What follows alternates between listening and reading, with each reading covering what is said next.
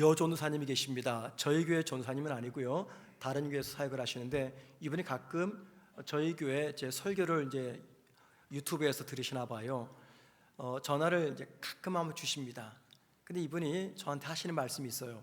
목사님의 설교를 들어보면은 이제 설교 내용은 말하는 게 아닙니다. 설교를 전달하실 때 마치 천국이 존재하지 않는데도 목사님이 설교하시면 천국이 존재하는 것처럼 느껴져요.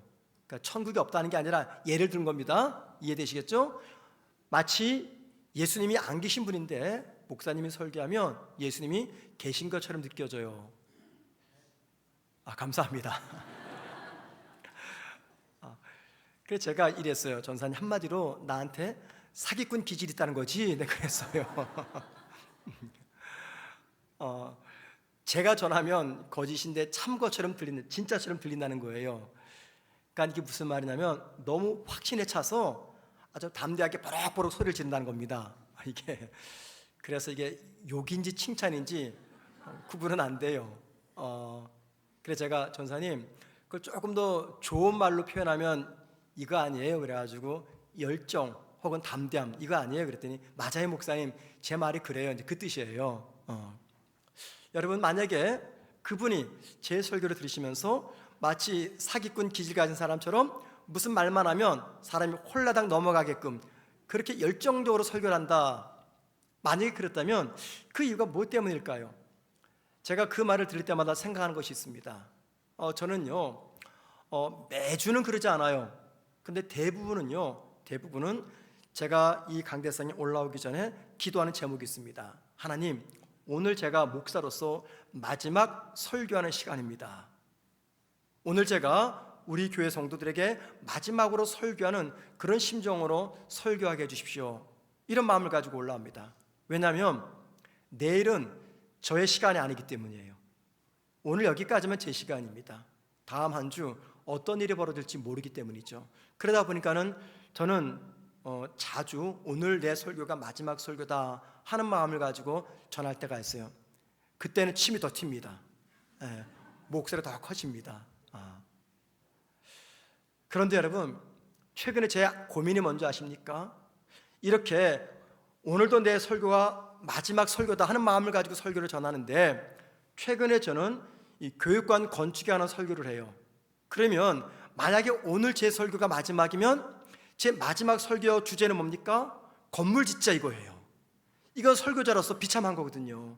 하나님의 영광을 선포하고 성도들에게 복음의 비밀을 전해야 되는데 기껏 마지막 설교가 예배당 짓자 그리고 끝내버리면요, 저는 참 비참한 설교자일 것 같아요. 그런 마음을 가지니까 저도 빨리 이 4주가 지나갔으면 좋겠습니다. 여러분도 그러시죠?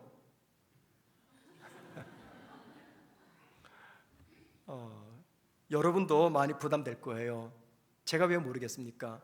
특별히 오늘 우리 등록하신 가정 너무나 감사한 게 이 불편한 설교를 하시는데도 등록해 주셨어요. 너무너무 감사합니다. 사실 지난 몇 주 동안에 등록하시는 분이 없어가지고 이 건축 설교하니까 시험 드셨구나, 목사가 매일 돈 얘기하고 빚 얘기하니까는. 근데 오늘 등록하셔서 너무나 감사합니다. 너무나 감사해요. 하지만 여러분, 목사의 설교는 어떤 공허한 메아리처럼 퍼져나가는 설교가 아니잖아요. 교회 상황과 성도들과 밀접한 문제가 있는 이런 문제를 다뤄야 되는 것이 목사의 설교입니다. 가끔에 우리 교회와 여러분의 삶에서 이음센터만큼 중요한 게 또 어디가 있겠습니까? 이건 단지 벽도 하나 쌓고 건물 짓는 의미가 아닌 것이죠.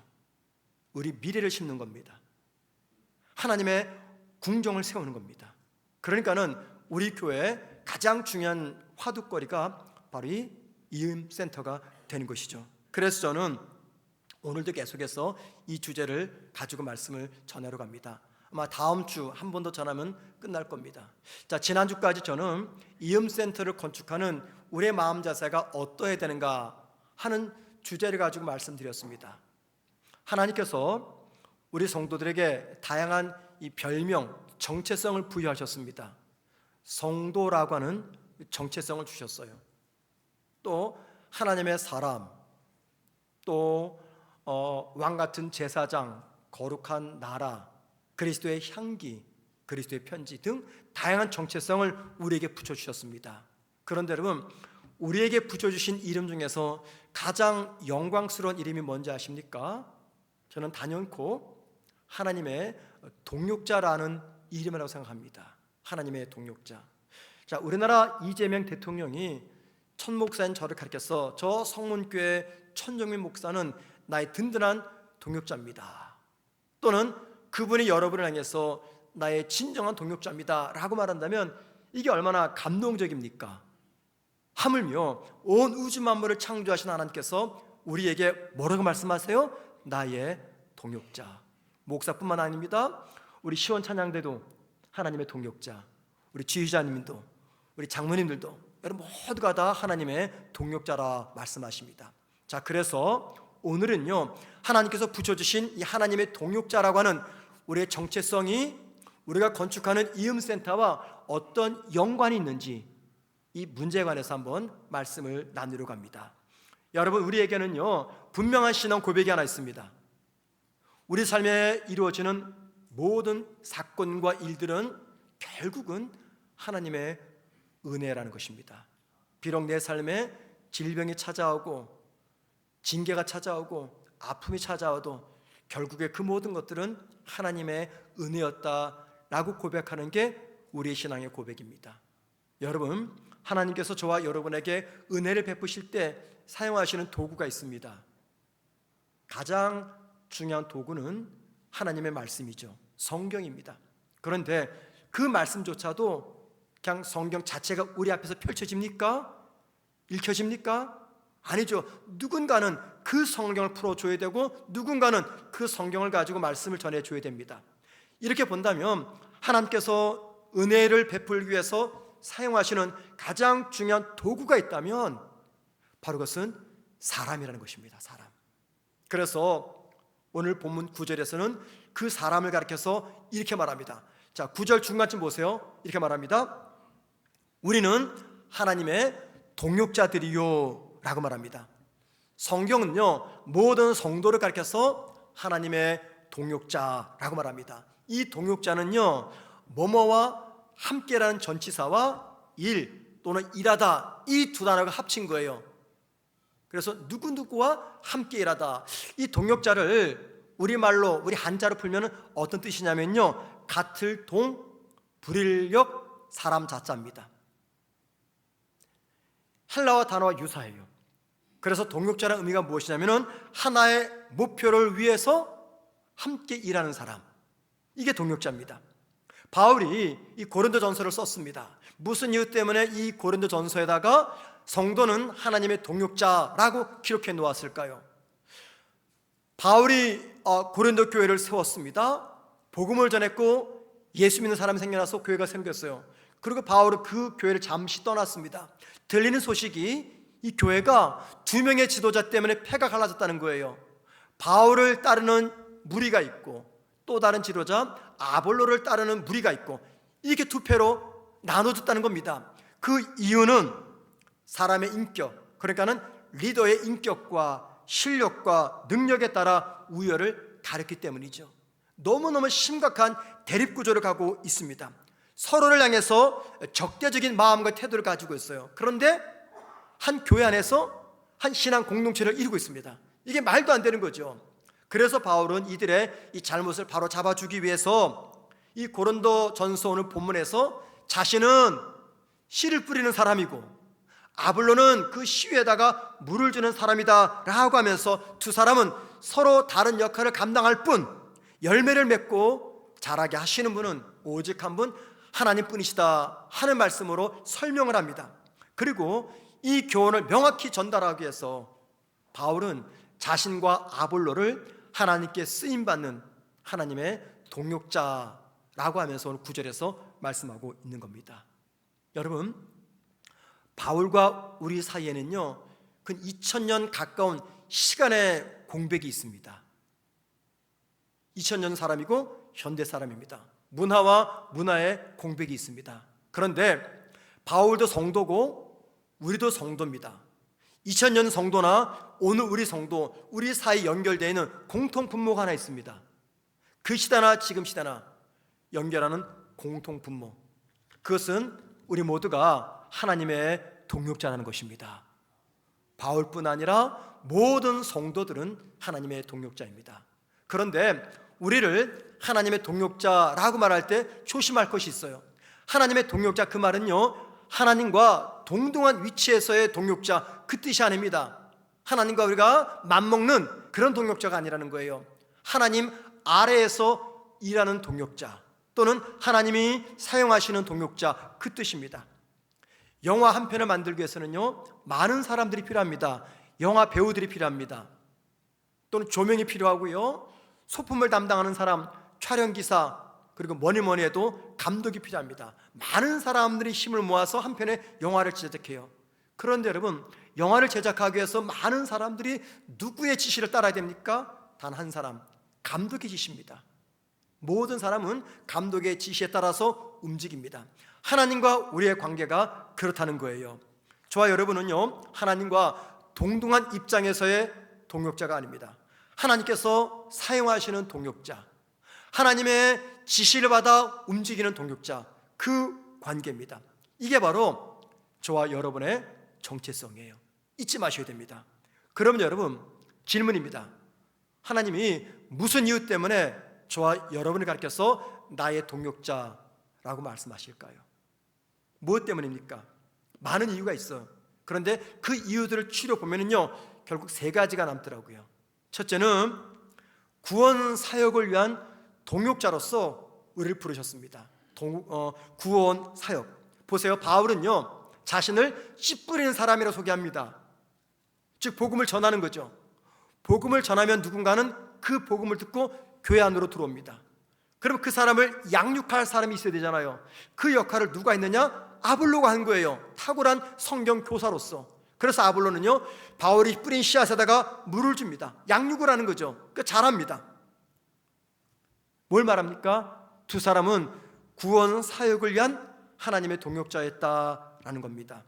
이처럼 하나님께서 저와 여러분을 동역자로 부르신 것은 구원 사역을 위한 일꾼으로 부르신 겁니다. 잊지 마셔야 됩니다. 두 번째, 하나님이 왜 우리를 동역자로 부르셨는가? 이 땅에 하나님의 나라를 세우기 위해서입니다. 저와 여러분은요, 하나님의 통치를 받습니다. 우리의 심령이 그래서 하나님의 나라입니다. 그런 내가 살아가는 우리의 가정이 하나님의 나라고, 그런 내가 일하는 내 일터가 하나님의 나라입니다. 하나님을 왕으로 모시는 내가 살아가는 삶의 자리에서 또 다른 하나님의 통치가 임하도록 하기 위해서, 그래서 하나님의 나라를 세우기 위해서 저와 여러분을 동역자로 부르신 거예요. 세 번째, 하나님이 왜 우리를 동역자로 부르셨을까요? 주님의 몸인 교회를 세우라고. 여기서 말하는 교회는요, 두 종류의 교회입니다. 첫째는 예수를 구주로 믿는 성도입니다. 저와 여러분의 교회, 즉 성전입니다. 그래서 나보다 믿음이 연약한 그 성도를 세워주라고 동역자를 부르셨어요. 또 하나, 이 성도들이 모인 공동체, 이게 교회 공동체잖아요. 성문 공동체. 이 성문 교회 공동체를 건강하게 세우라고 저와 여러분을 동역자로 부르셨습니다. 이 외에도 하나님은 여러 가지 이유 때문에 저와 여러분을 하나님의 동역자로 부르셨습니다. 자, 그런데 여러분, 한번 잘 생각해 보세요. 이 동역자의 삼중적 사명, 첫째 구원 사역, 둘째 하나님 나라 세우고, 셋째 교회를 세우는 것, 이 세 가지 사명, 이 세 가지 사명을 지금 누가 갖고 있는 것입니까?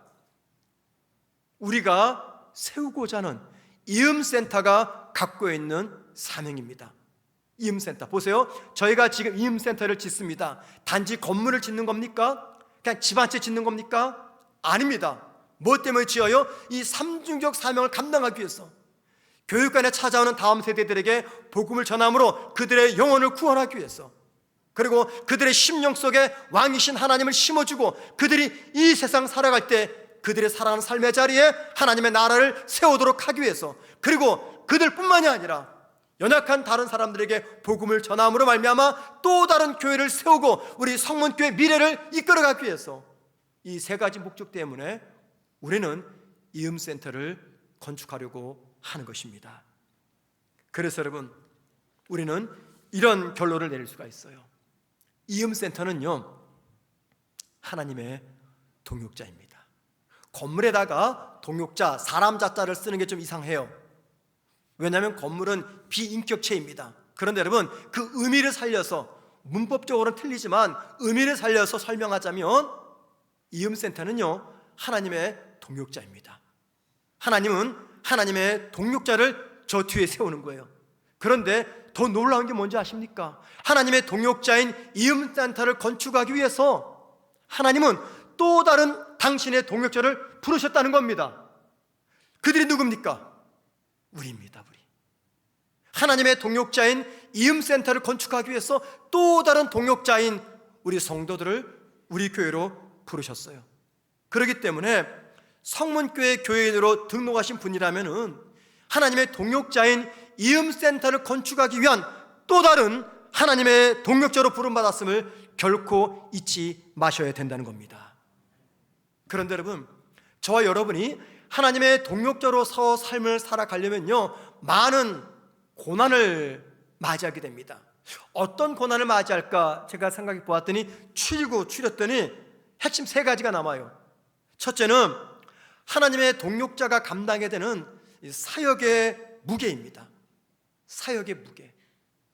목사는 목사로서의 사역의 무게가 있고요, 여러분에게는 여러분 나름대로 사역의 무게가 있습니다. 특별히 우리 평신도를 섬기는 셀장 여러분에게는 누구도 이해할 수 없는, 셀러들은 절대 이해할 수 없는 그 사역의 무게가 있어요. 다 참아내야 되는 이 무게. 하나님의 동역자로 산다는 것은요, 이 세상의 그 어떤 삶보다도 위대하고 영광된 삶입니다. 그러나 그 영광된 삶을 살아내려면요, 감당해야 되는 사역의 무게가 있습니다. 그 무게는요, 정말 크고 무겁습니다. 감당해야 됩니다. 두 번째, 우리가 하나님의 동역자의 삶을 살려면요, 외부의 방해, 영적 저항을 감당해야 됩니다. 지난주 보셨잖아요. 느헤미야가 하나님의 뜻에 따라서 무너진 성벽을 세웁니다. 근데 방해자가 나타났어요. 누굽니까? 산발랏과 도비아입니다. 모함을 하고 저주를 쏟아냅니다. 이게 다 외부의 반응입니다. 저와 여러분이 하나님의 동역자의 삶을 살면요, 반드시 이런 외부의 대적을 맞이해야 됩니다. 우리 교육관도 마찬가지입니다. 이음센터가 하나님의 동역자라고 말씀드렸잖아요. 하나님의 동역자가 세워지는데 쉽게 세워지겠습니까? 절대 아닙니다. 많은 방해들이 나타날 거예요. 많은 방해들. 이건 자연스러운 겁니다. 세 번째, 저와 여러분이 하나님의 동역자의 삶을 살려면요, 자기 희생을 감수하셔야 됩니다. 여러분, 십자가 없는 부활이 가능합니까? 십자가 없는 구원이 가능합니까? 불가능하죠. 십자가가 있어야 부활도 있고, 십자가가 있어야 구원도 있는 겁니다. 마찬가지입니다. 저와 여러분이 희생과 헌신이 없이는 하나님의 동역자가 될 수가 없다는 겁니다. 우리가 하나님의 동역자가 되기 위해서 이러한 장벽들을 극복해야 된다. 이게 무슨 말입니까? 우리 교회가 건축하고 있는 또 다른 하나님의 동역자 건물 이음센터가 건축되기까지는 다양한 어려움이 예상됩니다. 이건 단지 재정적 어려움뿐만이 아닙니다. 여러 가지 문제가 발생할 거예요. 이걸 감당하셔야 됩니다. 이 외에도 우리가 하나님의 동역자로서 이 땅을 살아가려고 하면요, 많은 어려움을 겪게 됩니다. 그리고 이러한 이야기는 무엇을 의미합니까? 저와 여러분이 하나님의 동역자로서 이음센터 건축에 참여하게 될 때 많은 어려움을 만나게 된다는 겁니다. 왜 그럴까요? 아니, 집 하나 짓는데, 건물 하나 짓는데 무슨 어려움이 이렇게 많습니까? 이 재정적 문제만 해결되면 되지. 근데 교회 건물은 안 그래요. 돈이 있다고 짓는 것이 아니고 돈이 없다고 해서 못 짓는 게 아닙니다. 돈이 있어도 못 져요. 왜요? 재정적 부담뿐만이 아니라 다양한 아픔과 위기와 문제들이 나타나기 때문에. 왜 그렇습니까? 이 일이 하나님의 일이고, 이 일을 하나님이 기뻐하시고, 이 건물을 하나님께서 내 동역자라고 말씀하시기 때문에 거기는 반드시 사탄의 방해가 나타나게 된다는 것입니다. 하나님의 일이기 때문에.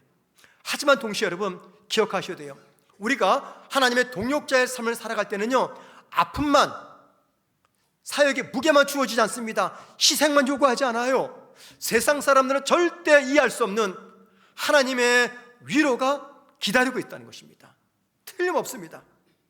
저는 우리 교회 이음센터 건축을 선포한 다음에 우리 성도들에게 많은 격려의 연락을 받습니다. 카톡으로, 전화로 혹은 대면에서 목사님 힘내세요, 기도하겠습니다, 잘 될 겁니다, 응원하시는 거죠. 제가 지난 주일날 예배 끝나고 월요일쯤 되었을 때 우리 교회 한 젊은 집사님에게 카톡 문자 하나 받았습니다. 그분의 말씀이 그래요. 목사님, 주일 설교 들으면서 이음센터 건축을 위해서 더 많이 기도해야 되겠다고 생각됐어요. 설교를 들으면서 목사님께서 이음센터 건축을 위해서 얼마나 염려하시고 걱정하시는지 느낄 수 있었습니다. 목사님 힘내세요, 함께 기도하겠습니다. 자, 그런 연락 받으면 목사는요 너무너무 신나는 거예요. 너무너무 힘이 나는 거예요. 이분이 누굽니까? 하나님 보내주신 저의 동역자예요. 이음센터를 위해서 첫 번째 설교를 했던 2주 전입니다.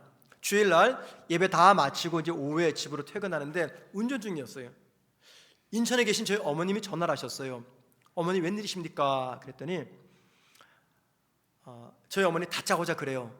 야, 천 목사, 내가 너희 교회 교육관 짓는데 내가 헌금할래, 그 말 하시는 거예요. 헌금할래.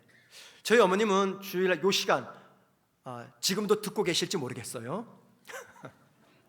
아니면 유튜브를 들으실지 모르겠는데 주일 설교를 들으면서 어머님 마음에 성령께서 감동을 주셨대요.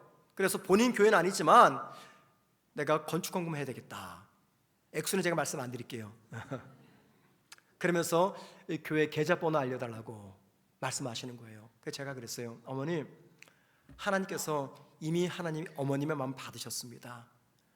안 하셔도 괜찮아요. 왜냐하면 여러분 연세가 86세고요 경제적 능력이 없는 분입니다. 근데 헌금을 하면 나중에 제가 또 용돈 드려야 되거든요.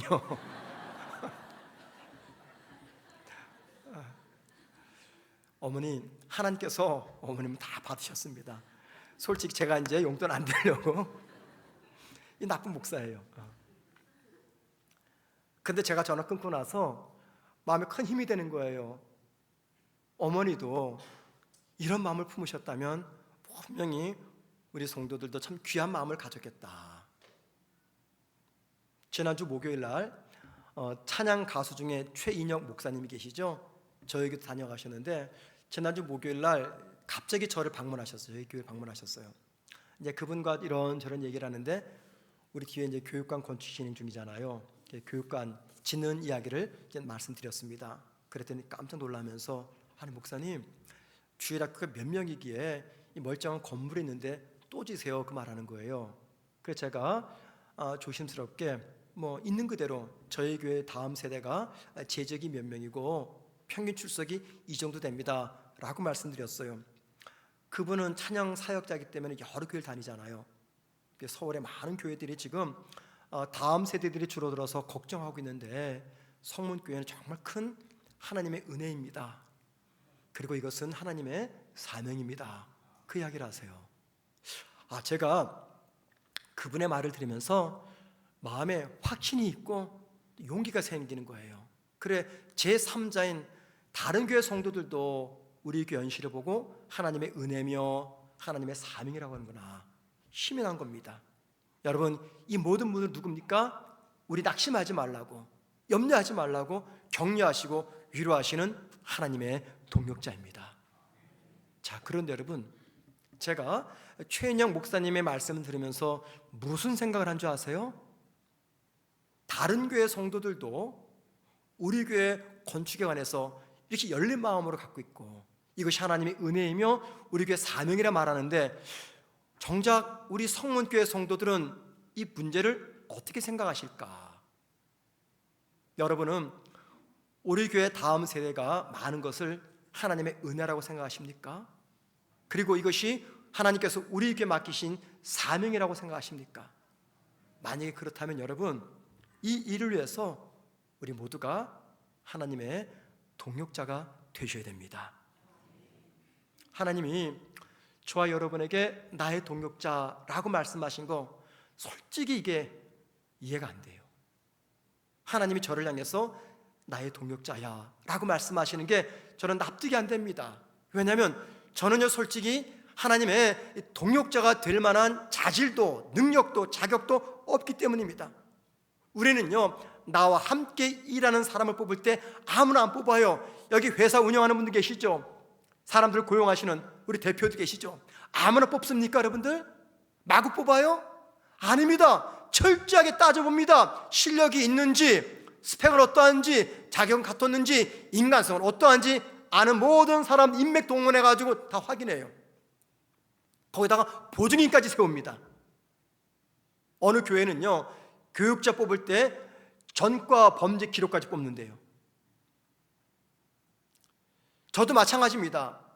저와 함께 동역하는 우리 교육자들 모실 때 아무나 모시지 않습니다. 이거저거 다 따져봅니다. 심지어는요 그 사람을 아는 다른 교회 목사를 찾아갑니다. 우리 교육자들한테 시킵니다. 좀 알아봐라 어떤 분인가. 실력도 스펙도 화려해요. 근데 믿음은 어떠한지, 인품은 어떠한지, 다른 교회 사역은 어떠했는지 다 확인합니다. 확인해서 모셔요. 그래서 여러분 우리 교회 교육자들이 이렇게 만만한 분들이 아닙니다. 왜? 제 마음에 들었기 때문에. 너무나 대단하신 분들이에요. 이런 말씀 드리긴 뭐하지만 우리 교육자들이 공부도 많이 했어요. 작년쯤인가 올 총과 저희 교회 등록하신 서울의 큰 대형교회 나가셨던 분입니다. 저에게 오셔가지고 제가 이제 전화 신방하는데 그 말이에요. 목사님, 제가 크게 놀랐습니다. 왜요? 그랬더니 이분은요 이 평택에 살아본 적이 없기 때문에 평택이 저 지방도시 시골로 생각하신 거예요. 아니 평택 같은 이 지방도시 이런 시골교회 부목사님들이 설교를 너무 잘하신다는 거예요. 자기가 섬겼던 대형교회 부목사님보다 훨씬 더 뛰어나다는 거예요. 우리 부목사님만 그렇습니까? 우리 여자 사역자들 똑같습니다. 너무너무 탁월하신 분들이에요. 귀한 분들입니다. 제가 아무런 교육자를 뽑진 않아요. 혹 뽑았다가 아니다 싶으면요 정중하게 다른 교회로 가시도록 권면합니다. 왜 그렇습니까? 함께 일하는 사람들을 잘못 뽑으면 큰 낭패를 당하기 때문이에요. 2014년 청주의 한 은행에서 1,500만 원 수표를 발행할 때 직원의 실수로 거기다가 공을 3개 더 붙였대요. 그러니까는 1,500만 원이 아니라 150억이 된 거예요. 이걸 발행한 거예요. 은행이 난리가 났습니다. 물론 일주일 뒤에 바로 잡았습니다. 만약에 그 일이 잘못됐다면 어떻게 됐을까요? 실수한 직원뿐만이 아니라 그 은행 모든 직원들, 은행 점장까지 큰 일을 치러야 됐던 거죠. 자, 여러분, 이런 거 볼 때 누군가를 나의 동역자로 뽑을 때 이거 정말 위험을 감수해야 되는 일입니다. 하나님이 저와 여러분을 당신의 동역자라고 선택하신 이유는요, 우리에게 그럴 만한 실력과 능력과 자격이 있어서가 아닙니다. 우리에게는요 하나님의 동역자로 불릴만한 그 어떤 능력도 실력도 없습니다. 우리에게는요 그 어떤 선함도 없어요. 그래서 하나님께서 저와 여러분을 당신의 동역자로 삼으신 것은요 하나님이 큰 위험과 모험을 감수하신 겁니다. 일종의 도박과도 같은 거예요. 하나님이 왜 위험과 모험을 감수하면서까지 저와 여러분을 향해서 내 동역자라고 말씀하십니까? 무슨 이유 때문입니까? 2가지 이유 때문이에요. 2가지 이유 때문에. 첫째는 우리가 하나님의 동역자의 삶을 살게 되면은요 하나님이 내 부족함을 채워주시기 때문입니다. 이게 하나님의 약속이에요. 볼까요? 마태복음 28장 19절 20절입니다. 그러므로 너희는 가서 모든 민족을 제자로 삼아 아버지와 아들과 성령의 이름으로 세례를 베풀고 내가 너에게 분부한 모든 것을 가르쳐 지키게 하라. 그 다음 보십시오. 볼지어다 내가 세상 끝날까지 너희와 항상 함께 있으리라. 이 어떤 말씀입니까? 주님이 우리를 당신의 동역자로 세워서 복음을 전하도록 세상에 보내시는 이야기입니다. 그런데 이 말씀 보면은 그냥 보내지 않고 약속을 하나 하셨어요. 어떤 약속입니까? 내가 항상 너희와 함께 하겠다. 저와 여러분을 동역자로 세우실 때 그냥 세우신 게 아니라 그 말입니다. 내가 항상 너희와 함께 하겠다. 왜 이런 약속하십니까? 저와 여러분이 한 가지를 경험할 수 있는 기회를 주기 위해서입니다. 그 기회가 어떤 기회입니까? 하나님의 동역자가 되어서 하나님의 사역을 감당하는 자만이 경험할 수 있는 하나님의 은혜, 하나님의 동역자만이 체험할 수 있는 하나님의 임재, 하나님의 역사, 하나님의 일하심을 맛볼 기회를 주기 위해서 저와 여러분을 동역자로 세우신 겁니다. 자, 그렇기 때문에 우리 교회가 하나님의 동역자가 되어서 또 다른 동역자인 이음센터를 건축할 때 이게 잘 될까? 염려하지 마십시오. 믿음 없는 저처럼 두려워하지 마십시오. 담대하셔야 됩니다. 또는 이런 설교를 통해서 하나님 내 마음속에 하나님의 동역자가 되라 감동을 주셔요. 그 감동을 부담스러워하지 마시길 바랍니다. 왜냐하면 우리가 하나님의 동역자가 되면은 하나님께서 그런 저와 여러분을 도와주십니다. 이게 하나님의 약속입니다. 이 은혜를 경험하도록 하기 위해서, 기회 주기 위해서 저와 여러분을 동역자로 부르신 거예요. 두 번째는요, 하나님께서 왜 우리를 동역자 부르셨을까요? 실력도 없고 자격도 없는데 이 부분에 있어서 말씀을 좀 더 이해하기 쉽게 제 개인의 경험을 말씀드리겠습니다.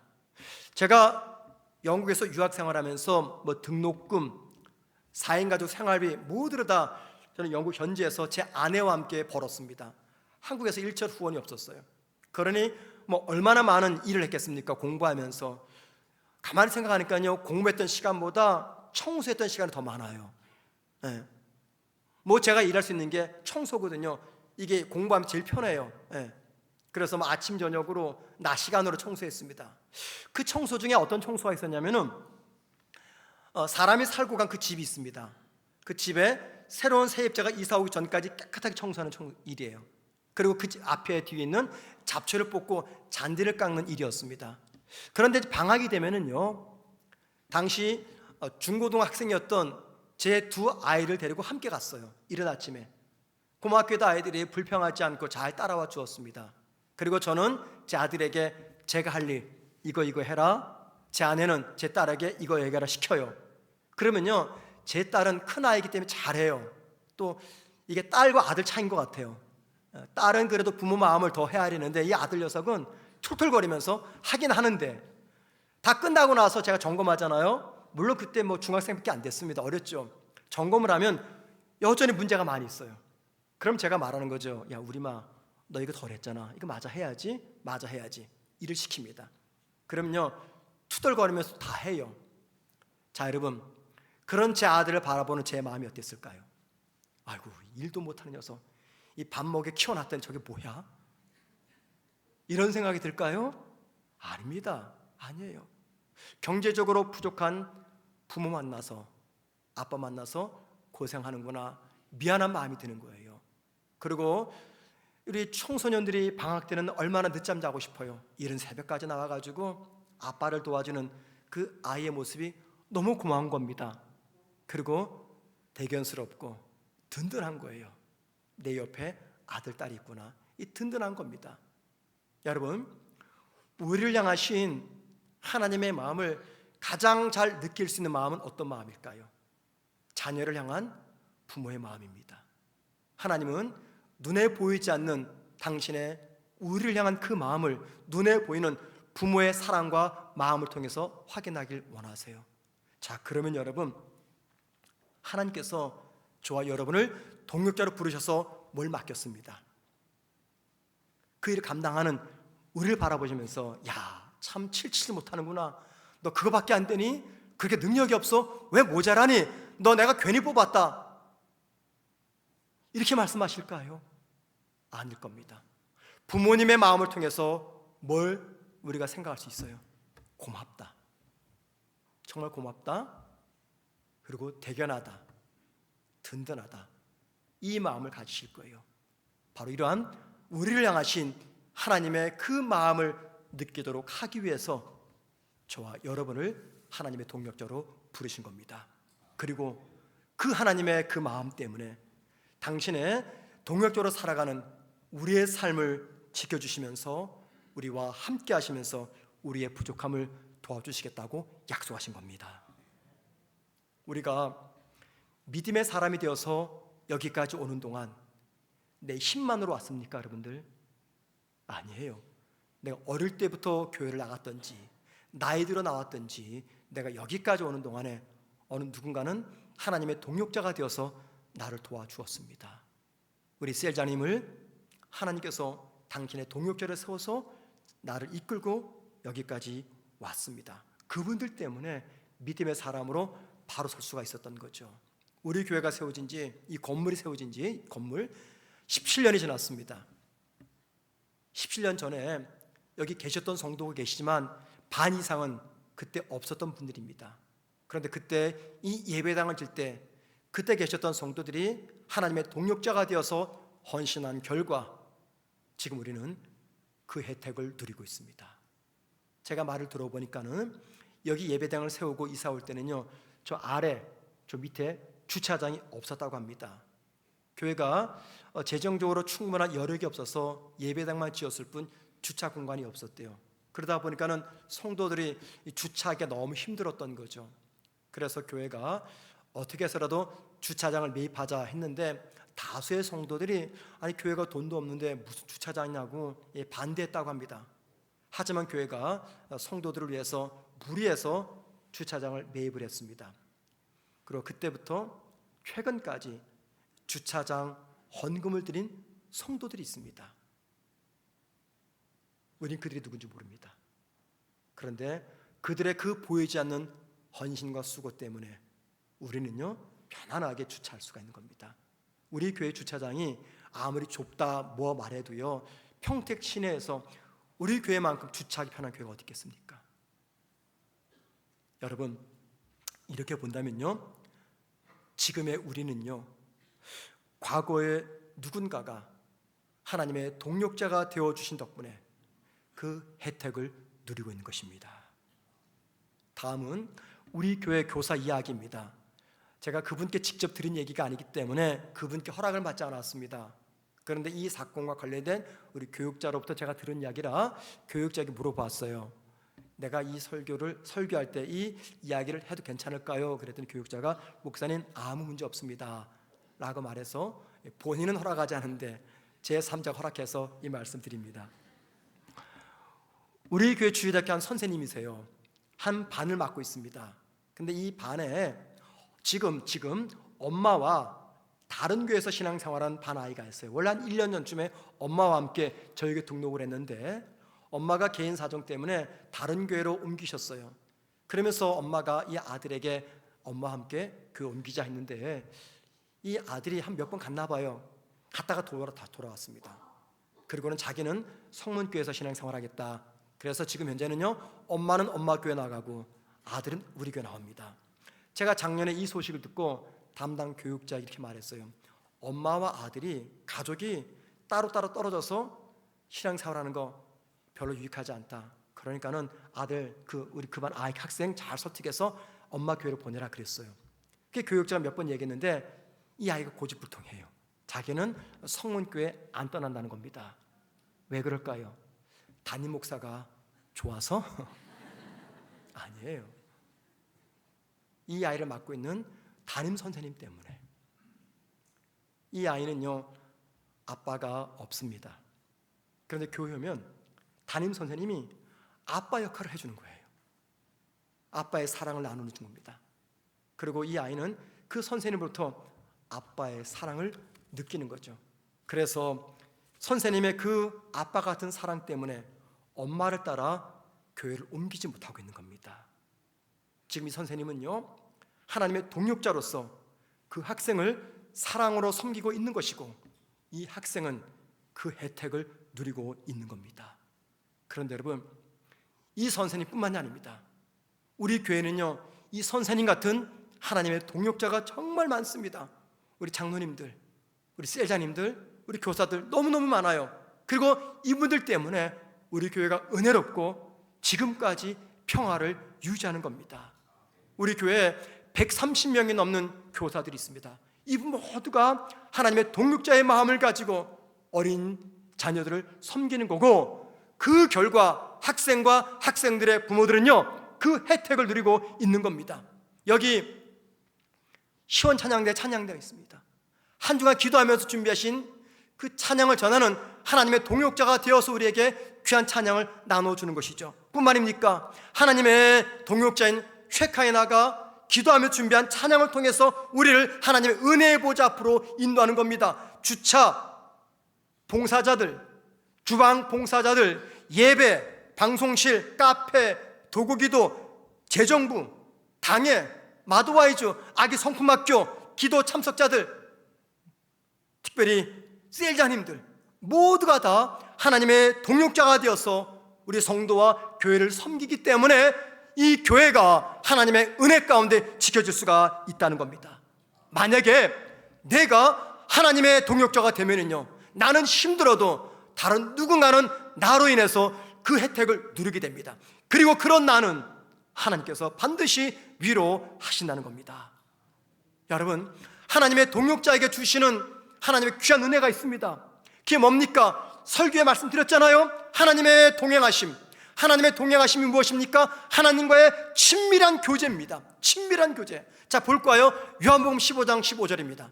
요한복음 15장 15절 중간쯤 이런 말이 있습니다. 너희를 친구라 하였으니, 주님이 저와 여러분을 친구라 말씀하세요. 친구는 누굽니까? 내 마음속에 담겨있는 내 속내까지 다 드러내서 서로 소통할 수 있는 친밀한 대화까지 내 마음을 꺼내서 나눌 수 있는 친밀한 관계를 말합니다. 그런데 조건이 있어요. 주님이 우리의 친구가 되어서 친밀한 관계를 맺는데 조건이 있습니다. 그 앞절에 나와요. 14절 보세요.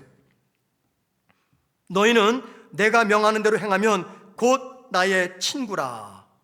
주님의 말씀과 뜻대로 행하는 자라야 내 친구다, 그 말입니다. 여러분, 주님의 말씀과 뜻대로 행하는 자, 이걸 다른 말로 말하면 뭡니까? 하나님의 동역자입니다. 왜요? 주님의 뜻과 말씀대로 행하기 때문에 그런 자를 하나님의 동역자 말하는 거 당연하지 않습니까? 그래서 저와 여러분이 하나님의 동역자가 되면은요, 하나님께서 내 친구가 되어주십니다. 나와 은밀한 관계를 맺어주십니다. 그래서 내 아내가 몰라도, 남편이 몰라도, 부모 자식이 몰라도 하나님만이 내 속사정을 아시기 때문에 위로가 필요할 때 위로를 주시고, 용기가 필요할 때 용기를 주시고, 힘이 빠질 때 담대함을 주시는 겁니다. 왜? 나의 친한 친구가 되시기 때문이에요. 여러분, 이음센터, 우리 교회가 짓고자 이음센터 절대 단순한 건물이 아닙니다. 벽돌 쌓는 게 아닙니다. 이음센터는요, 단순한 건물이 아니에요. 복음이 다음 세대 심장에 이어지게 하고 교회가 세상 속 사명으로 이어지는 하나님의 동역자입니다. 이음센터는 하나님의 동역자입니다. 그리고 그 동역자를 세우기 위해서 하나님 또 다른 동역자인 저와 여러분을 부르셨습니다. 그렇기 때문에 이음센터 건축을 우리는요, 구경꾼의 관점에서, 방관자의 관점에서 보아서는 안 된다는 거예요. 하나님께서 저와 여러분을 동역자로 부르셨음을 믿는다면, 확신한다면 우리의 자리는요, 관람자의 자리가 아닙니다. 사역의 현장입니다. 사역의 현장. 하나님이 부족한 나를 당신의 동역자로 부르셨다는 것은 나의 부족한 손을 들어서 하나님의 영광을 위한 도구로 사용하시겠다는 하나님의 거룩한 선포입니다. 그리고 이음센터가 반드시 그 증거가 될 것입니다. 여러분, 이재철 목사님께서 작고하신 이어령 선생님과 대화하면서 그런 말을 하셨대요. 좋은 부모 아래에서 절대 나쁜 자식은 나지 않는다. 좋은 부모에게서 나쁜 자식은 나지 않는다. 무슨 말입니까? 자녀들은요, 부모를 보고 그 길을 그대로 따라갑니다. 저와 여러분의 소망이 무엇입니까? 나는 이래도 내 자녀만큼은 하나님의 손에 꽉 붙잡혀서 하나님의 영광된 복음의 동역자로 사는 거 아니겠습니까? 여러분, 이게 어떻게 이루어질까요? 부모인 내가 먼저 하나님의 동역자가 되셔야 됩니다. 그럴 때 시간이 흘러 내 사랑하는 자녀들이 나를 이어서 하나님의 동역자의 길을 걸어갑니다. 하나님께서 저와 여러분을 당신의 동역자로 부르셨어요. 뭘 기대하실까요? 순종하는 마음입니다. 피하지 마시고 도망치지 마시고 내가 어느 곳에 있든지 나는 하나님의 동역자이다. 이 정체성을 반드시 붙잡고 이 한 주간 살아가기를 주님의 이름으로 축원을 드립니다.